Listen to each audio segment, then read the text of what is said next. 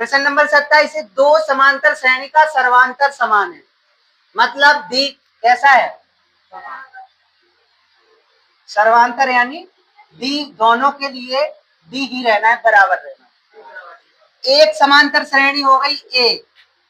ए वाली हो गई डॉट डॉट डॉट, और दूसरी समांतर श्रेणी मान ले रहे ए वाली कि ए बी सी ऐसी मान लो, ठीक है, ए मान लो या फिर बी मान लो कैपिटल में, ए बी मान लिया सी मान लिया डॉट डॉट डॉट, तो दो समांतर श्रेणी है, ठीक है। इन समांतर श्रेणी का जो सर्वांतर डी है वो समान है दोनों। यदि इनके 100वें पदों का अंतर 100 है तो इसके लिए 100वां पद क्या हो जाएगा, देखो अगर ए 100 निकालेंगे तो क्या होगा, ए प्लस 99 डी, बोलो होगा कि नहीं, ये 100वां पद समीकरण 1 बन गया। इसके लिए क्या हो जाएगा 100वां पद, ए प्लस 99 डी, बोलो, यानी ए 100 बराबर ए प्लस 99, ये समीकरण 2 हो गया। अब देखना इसका और इसका, मतलब ए 100 इस वाले का और ए 100 इस वाले का, इन दोनों का अंतर कितना है ना, तो हम लिख दे रहे ए 100 का मतलब ए प्लस 99 डी माइनस ए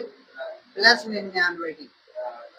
बराबर 100। अब ये हल करेंगे तो ये प्लस 99 डी हो जाएगा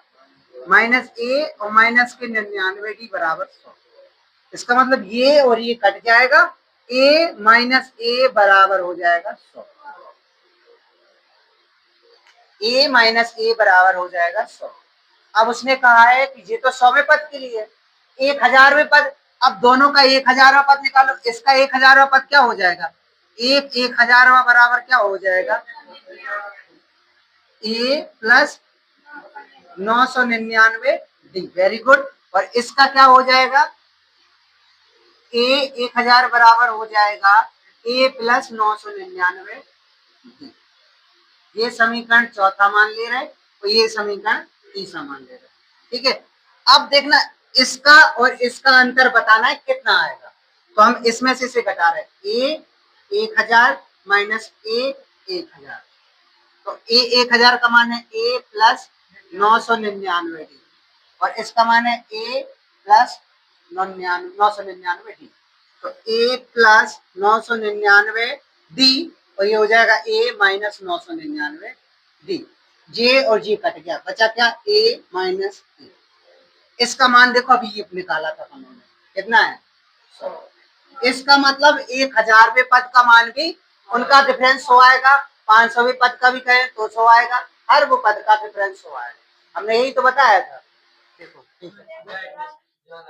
है। प्रश्न नंबर 28 देखो, 3 अंकों वाली कितनी संख्या है 7 से विभाज्य है,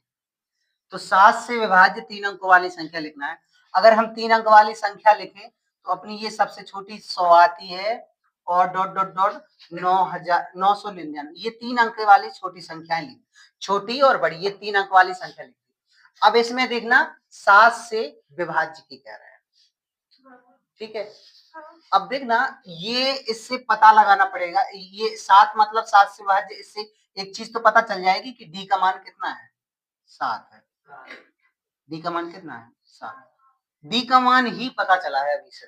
क्योंकि 7 से विभाज्य कहा है, मतलब हर 7 अगला जो 7 अंक मतलब 3 अंकों वाली, ठीक है। अब 3 अंकों वाली कहा है तो अपन लोगों को छोटी संख्या और ये बड़ी संख्या दोनों पता लगा सकते हैं। कैसे लगा सकते हैं, 7 अंक वाली जो छोटी बड़ी संख्या कैसे, 7 का भाग दो 100 में, कितना हो जाएगा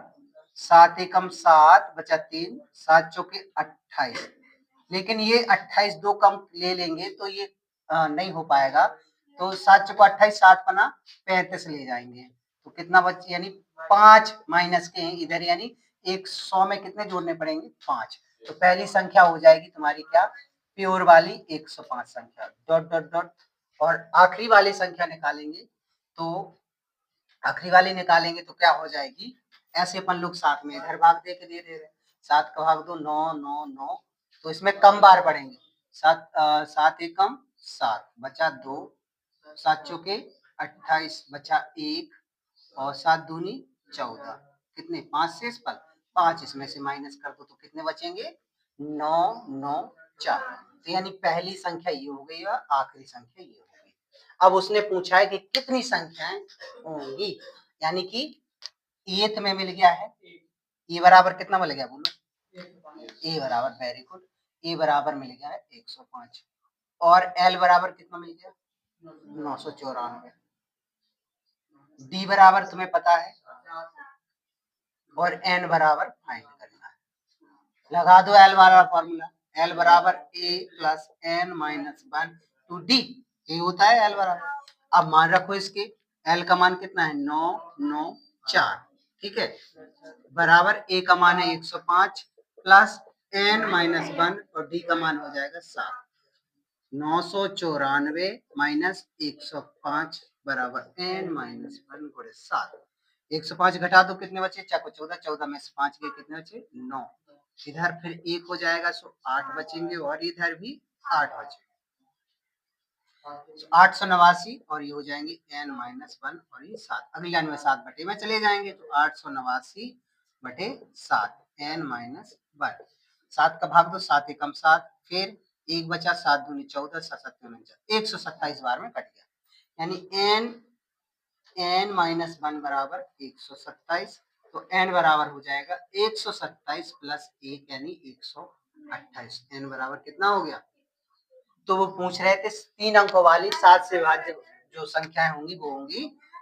128, कितनी होंगी 128 संख्याएं प्राप्त होंगी। बोलो किसी को दिक्कत हो तो, नहीं है ना, कर लो नोट। तो देखो प्रश्न नंबर 29 है, 10 और 250 के बीच में 4 के कितने गुणज होंगे, 4 के गुणज कितने होंगे, कितने कितने के बीच में 10 और 250, ठीक है।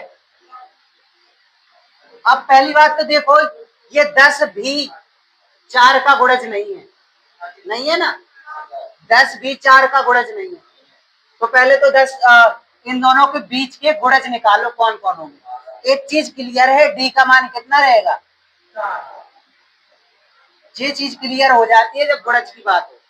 अब देखना 4 का भाग देंगे 10 में, 4 दूनी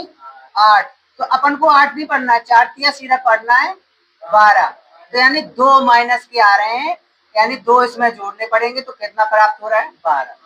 डॉट डॉट डॉट, पहली संख्या 12 प्राप्त हो गई। सेम इसी प्रकार 250 के साथ करेंगे, तो 250 में 4 का भाग देंगे, 4 6 24, 1 बचा और 4 दूनी 8, 2 यानी 2 इसमें माइनस करेंगे तो कितना चाहिए 200,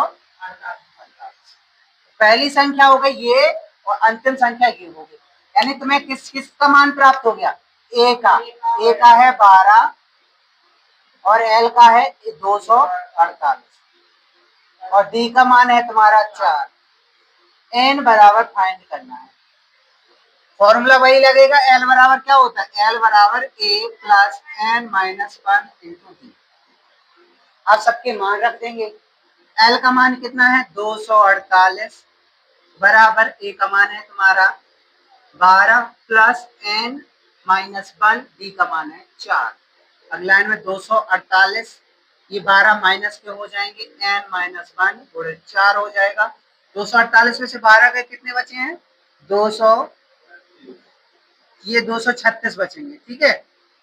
236 बराबर एन माइनस 1 गुणे 4। अगला लाइन में बटे में चले जाएंगे, 4 पंचे 20 और 4 नम 36, 59 हो जाएगा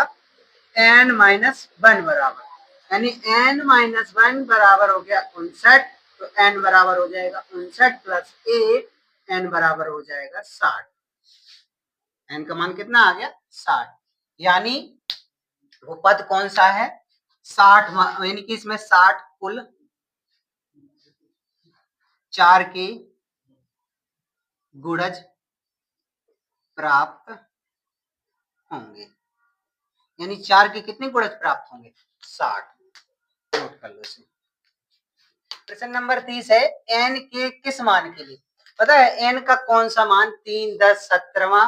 63 65 67, यानी कि अपन लोग इसकी श्रेणी बनाओ इसकी श्रेणी बनाओ और एक समय ऐसा आएगा कि दोनों के मान क्या हो जाएंगे, बराबर। एक समय मतलब ठीक है, इसको आगे बढ़ाते जाएंगे जब, ठीक है। n के किस मान के लिए दोनों समांतर श्रेणी, यानी कि ई वाली समांतर श्रेणी 63, 65, 67, डॉट डॉट डॉट, ठीक है। ये वो पद रहेगा, कौन सा पद है, 3, 10, 17, मतलब इधर जो पद आएगा वो समान आना चाहिए, ठीक है। वो nवां पद निकालना है जिनका ये मान समान होगा, ठीक है। तो अपन लोग दोनों श्रेणियों के मान बराबर रख देंगे, ठीक है। जैसे पहली वाली श्रेणी से a का मान कितना आया, 63, ठीक है, और d का मान कितना आया, 2, और a का मान, n का मान क्या है, देखो l का मान दोनों का बराबर है, इधर भी a बराबर हो जाएगा 3 और d बराबर कितना है 7, और l का मान और l का मान दोनों का बराबर है, क्योंकि वही l का मान जो है ना निकालना है, ठीक है। लेकिन n क्या है, n बराबर निकालना है दोनों की, ठीक है। तो अपन लोग रखते हैं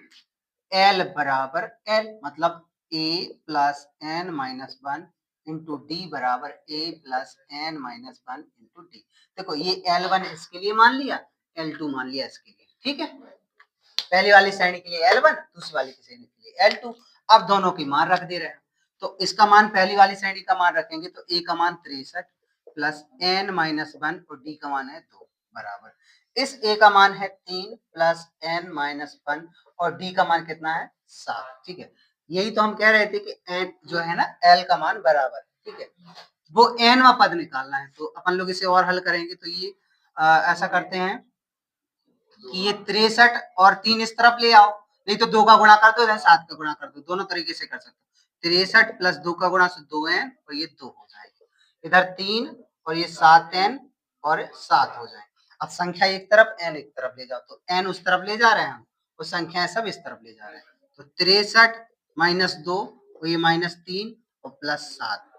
ये 7n और ये उस तरफ जाएंगे तो माइनस के 2।